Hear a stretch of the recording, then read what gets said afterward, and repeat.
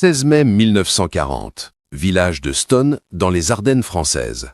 Un seul char français affronte une compagnie entière de panzers allemands. Il détruit 13 blindés ennemis et survit à 140 impacts directs. Ce géant possédait la meilleure blindage et l'armement le plus puissant d'Europe. Pourtant, 6 semaines plus tard, la France capitule. Comment le char le plus redoutable de 1940 n'a-t-il pas pu changer le cours de l'histoire? Voici l'énigme du char B1 bis. L'année 1921 marque le début d'une ambition démesurée. Dans les bureaux de l'état-major français, les généraux victorieux de 1918 imaginent le char ultime, celui qui rendrait impossible toute nouvelle invasion. Ce sera le char de bataille B1, conçu pour briser les lignes fortifiées ennemies comme un bélier d'acier.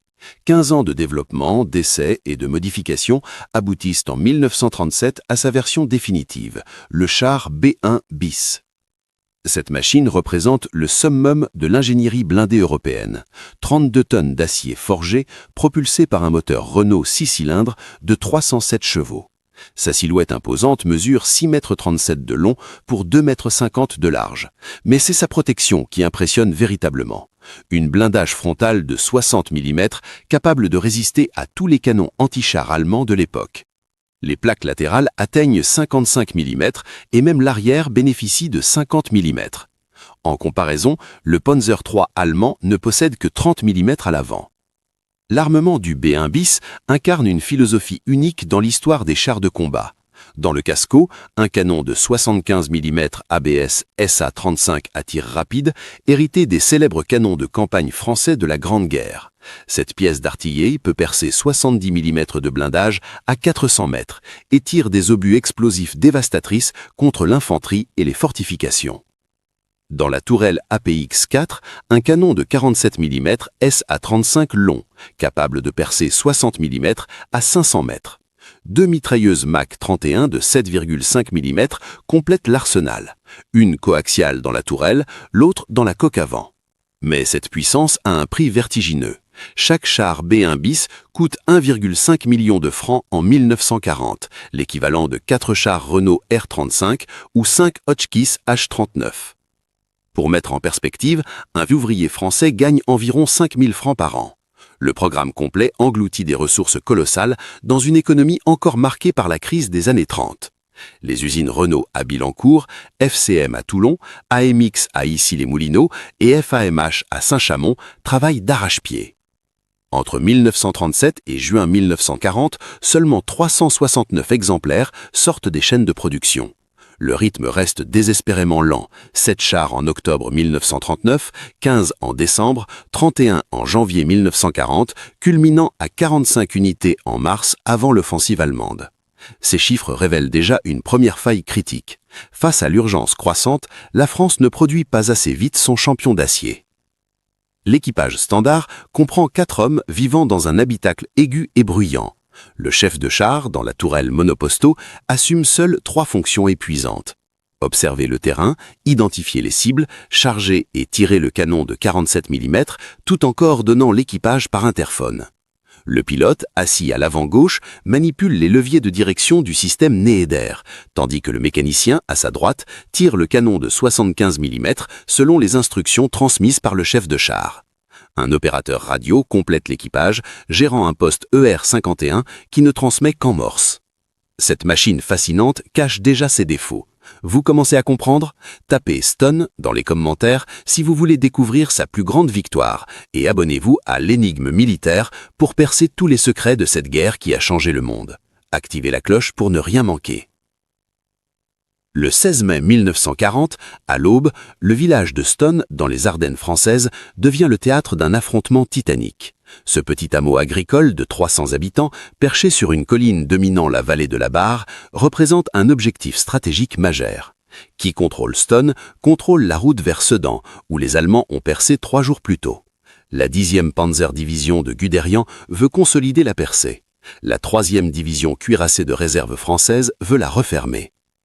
Le capitaine Pierre Billotte, 31 ans, ancien instructeur de l'école des chars de Versailles, commande le char B1 bis numéro 337, baptisé Eure du nom du département français. Ce matin-là, il reçoit l'ordre de reconquérir Stonne avec sa section. Les rues étroites du village, bordées de maisons en pierre aux toits artoises, n'offrent peu de manœuvre pour un monstre de 6,37 m de long.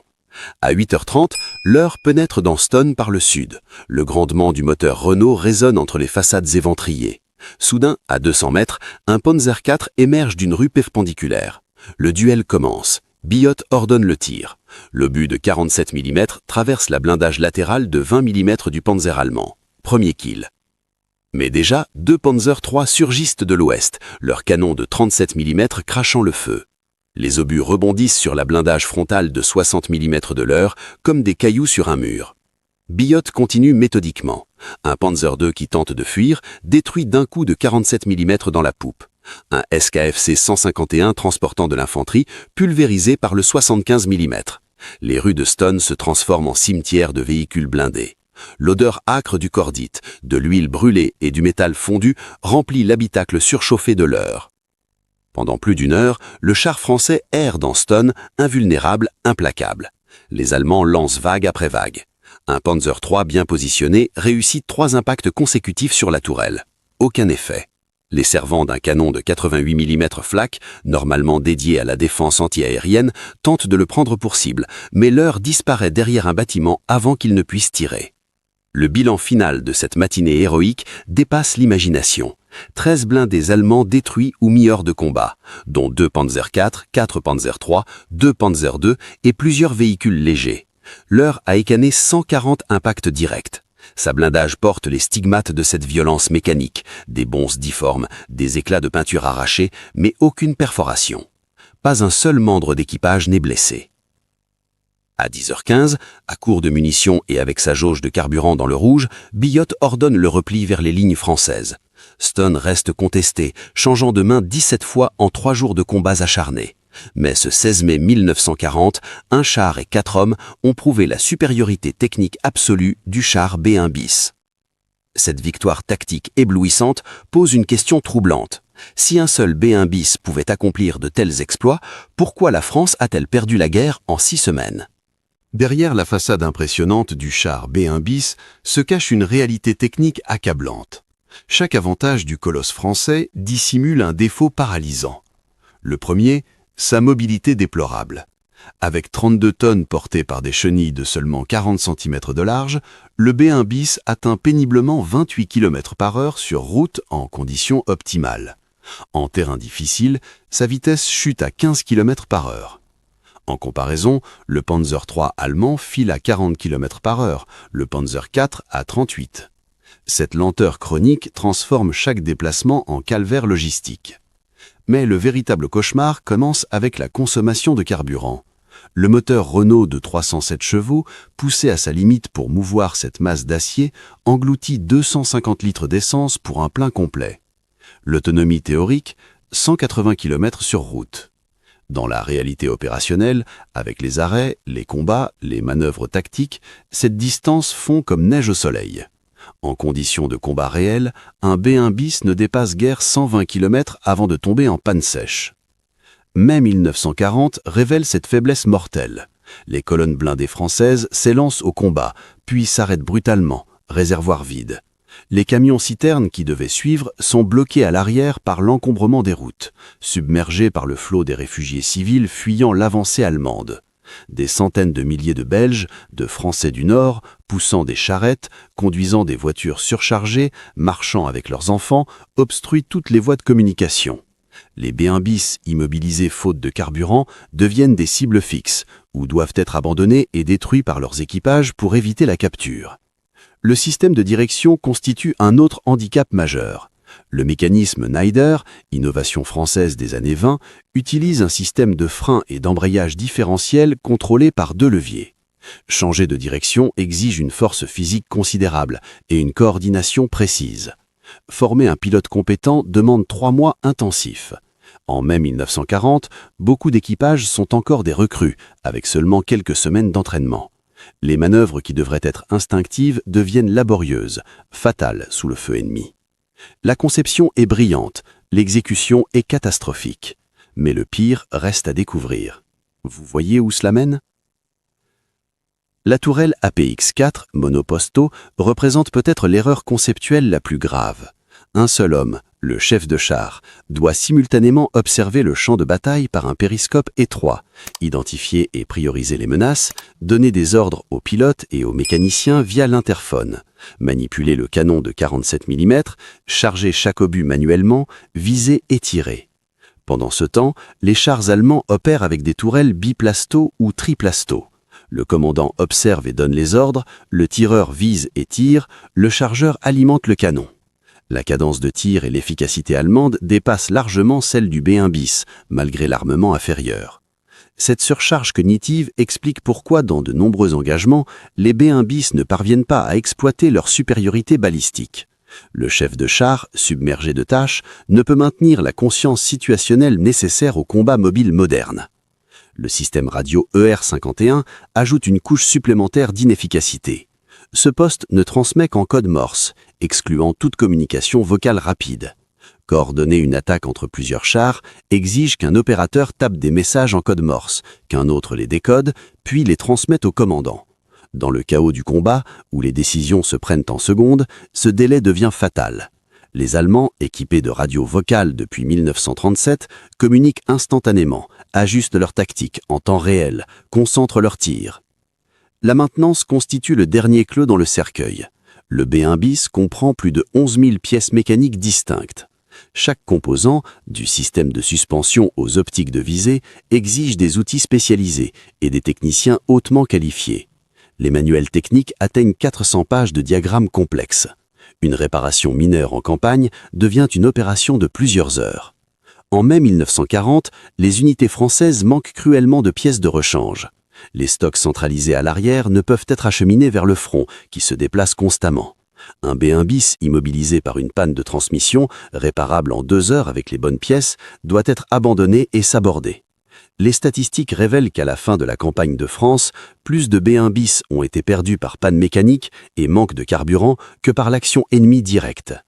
Le général Heinz Guderian, commandant du 19e corps d'armée allemand, notera dans ses mémoires « Les chars lourds français étaient supérieurs aux nôtres en blindage et armement, mais leur lenteur et leurs problèmes logistiques les ont transformés en obstacles immobiles plutôt qu'en armes mobiles. » Mais la technologie seule n'explique pas l'effondrement français. C'est la doctrine militaire obsolète qui a scellé le destin du char B1 bis. L'état-major français aborde les guerres de 1940 avec une philosophie militaire forgée dans les tranchées de 1918. Le char B1 bis incarne cette vision, un instrument de rupture statique destiné à percer des lignes fortifiées soutenu par l'infanterie progressant à pied.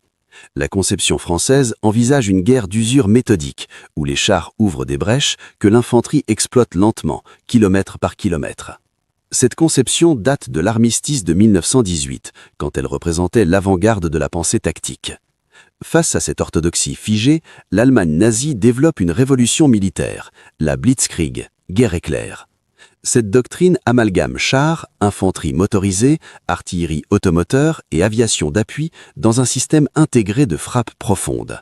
Les Panzerdivisions ne cherchent pas à conquérir du terrain, mais à paralyser l'adversaire. Elles percent les points faibles, s'enfoncent dans la profondeur, coupent les communications, isolent les unités ennemies et créent un chaos opérationnel rendant toute défense cohérente impossible. Le 10 mai 1940, à 4h35 du matin, cette confrontation doctrinale commence. 7 Panzerdivisions, totalisant environ 2400 chars, traversent les Ardennes belges, zone montagneuse et boisée que les Français jugent impraticable pour les blindés. En 3 jours, elles atteignent la Meuse à Sedan. Le 14, elles franchissent le fleuve. Le 20, elles percent en profondeur. Le 20 mai, les premiers Panzers atteignent la Manche à Abbeville, coupant en deux les armées alliées. Les divisions cuirassées de réserve françaises, créées tardivement entre janvier et mars 1940, possèdent des B1 bis, mais souffrent de carences structurelles catastrophiques. La première DCR aligne 63 chars B1 bis, mais dispose seulement de 2 bataillons d'infanterie motorisés insuffisants pour protéger ses flancs. Son artillerie se limite à un maigre groupe de canons de 105 mm. Aucun génie d'assaut organique, aucune défense intégrée. Les camions de ravitaillement manquent cruellement. Cette structure déséquilibrée reflète une improvisation tardive. Contrairement aux Panzerdivisions allemandes, déçues dès 1935 comme des organismes autosuffisants, combinant tous les éléments nécessaires au combat moderne, les DCR françaises ressemblent à des collections hétéroclites d'unités assemblées à la hâte. Elles n'ont jamais manœuvré ensemble avant mai 1940.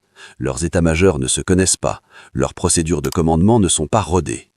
Le 10 mai 1940, la première DCR reçoit l'ordre de contre-attaquer vers Dinant pour couper les colonnes allemandes.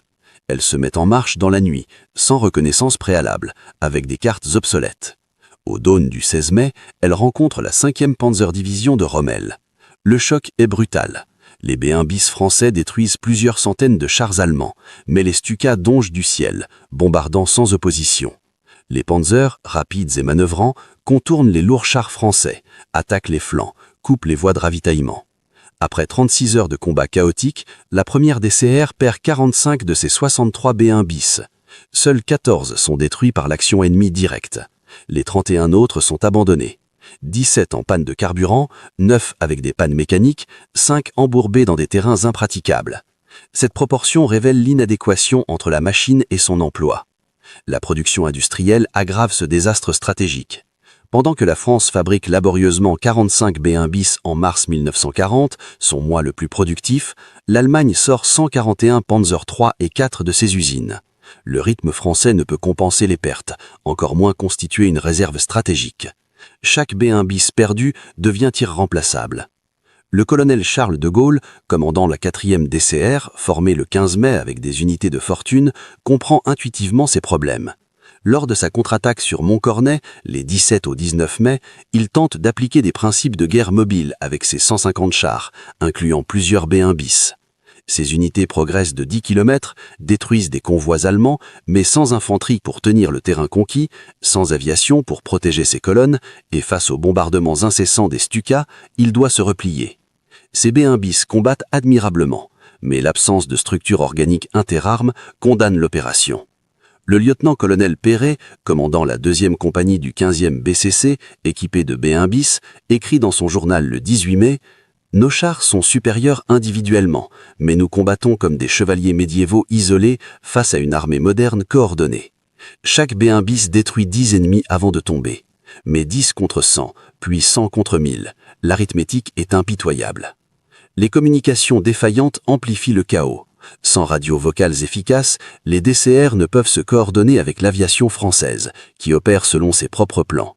Les quelques bombardiers et chasseurs disponibles attaquent des objectifs désignés 24 heures plus tôt, désormais obsolètes.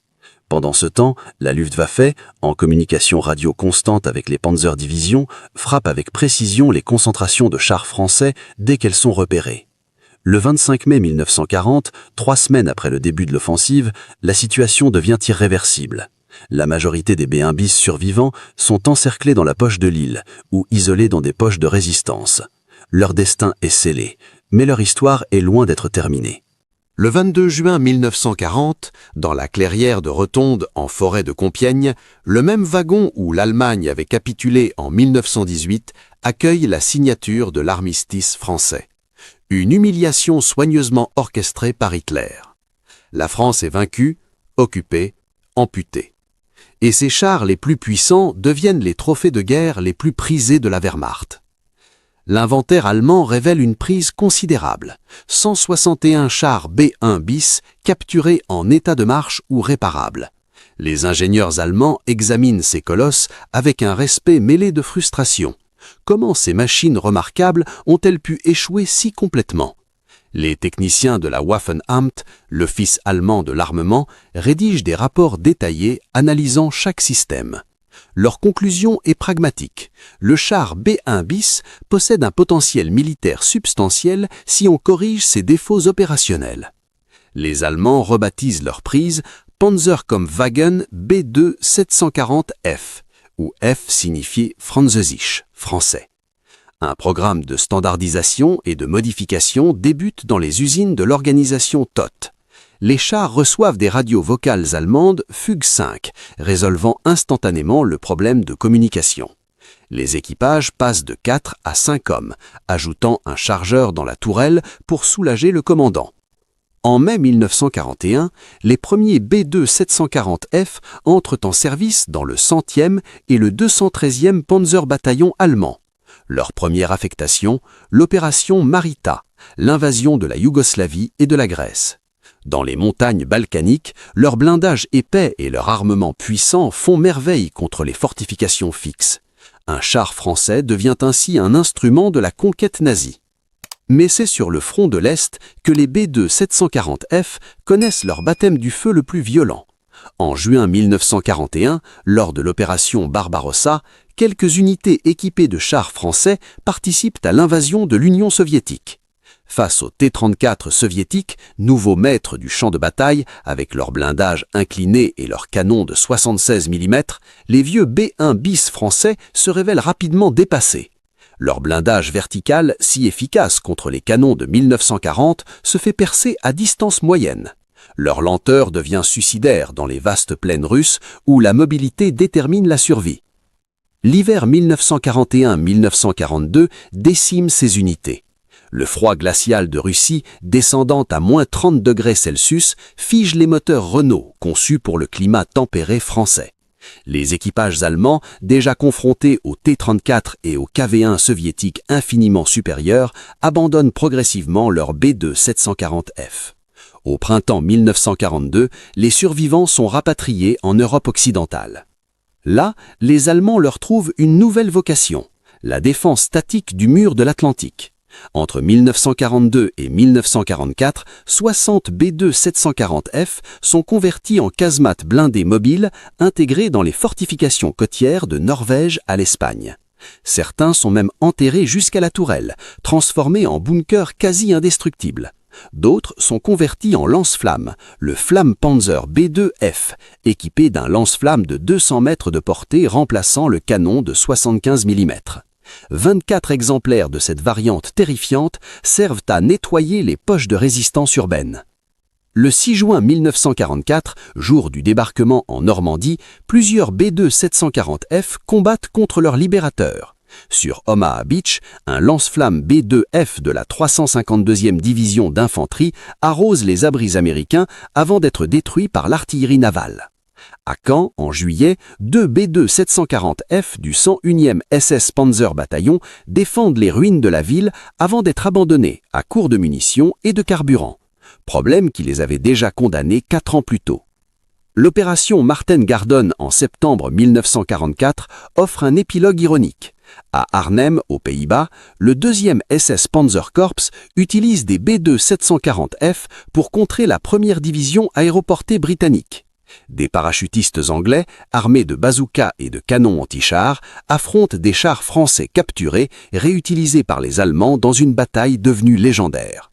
Ces vieux colosses de 1940, déjà obsolètes, accomplissent leur dernière mission avant d'être soit détruits, soit capturés par les Alliés qui les démantèlent. Au total, entre 1940 et 1945, les Allemands auront utilisé les B-1 bis français sur tous les théâtres européens, France, Balkans, Russie, Norvège, Italie. Certains serviront jusqu'en avril 1945 dans la défense de Berlin, ultime dinosaure d'une époque révolue. Le destin tragique de ces machines illustre le paradoxe central. Un char techniquement supérieur en 1940 devient un outil polyvalent mais obsolète en 1945, servant finalement mieux ses conquérants que ses créateurs. Quelques exemplaires survivent aujourd'hui. Le musée des blindés de Saumur en France conserve 6 chars B-1 bis restaurés. Le Deutsches Panzermuseum à Münster en Allemagne expose un B-2 740F capturé. Le Kubinka Tank Museum, près de Moscou, possède un exemplaire ramené du front de l'Est. Ces témoins silencieux racontent l'histoire d'une ambition trahie par la stratégie, d'une excellence technique neutralisée par l'incompétence organisationnelle. Le colonel Pierre Billotte survit à la guerre et devient général.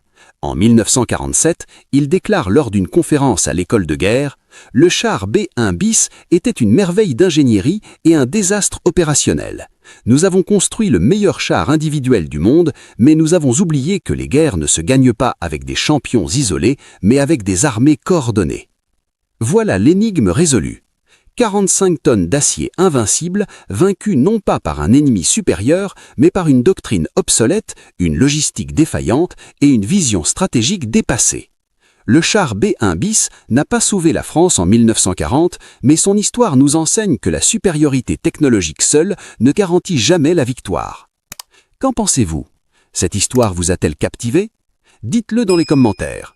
Et si vous voulez découvrir d'autres énigmes militaires fascinantes de la Seconde Guerre mondiale, abonnez-vous à l'Énigme militaire, activez les notifications et restez avec nous pour le prochain documentaire qui révélera des secrets encore plus troublants de cette guerre qui a changé le monde.